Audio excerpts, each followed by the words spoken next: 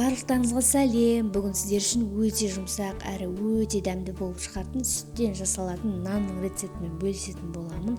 Ең алдымен апара дайындаудан бастаймыз. Ол үшін бізге 1 шай қасық ашытқы, 1 шай қасық шекер және де жылы су керек болады.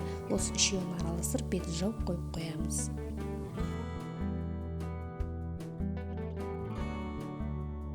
Електен өткізген ұнымыздың үстіне тұзымыз бен шекерімізді салып, жақсылап қасықпен араластырып аламыз. Оның үстіне жылы сүтімізді, еріген сары майымызды салып, тағы да араластырамыз.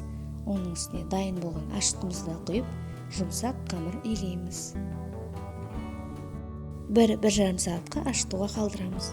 Міне ашыған қамырымызды видеодағыдай зуаларға бөліп аламыз.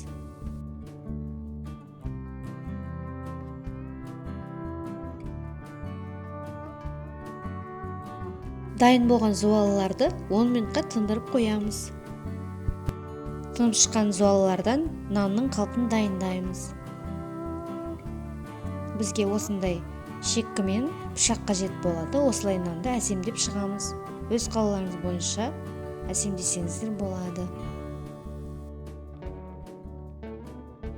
Қалыпқа келтірілген нандарымызды тағы да 15-20 минут бойы тындырып аламыз. Тынып шыққан нандарымыздың бетіне жұмыртқаны жағамыз. Қалаларыңыз бойынша седана немесе күнжіс сепсеңіздер болады.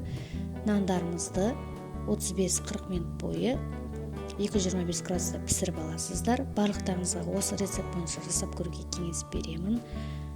Өте ерекше жұмсақ болып шығады. Барлықтарыңызға ас болсын. Егер видео ұнаған болса, лайк басып, комментарий қалдырып, каналыма подписаться етуді ұмытпаңыздар. Барлықтарыңызға ас болсын.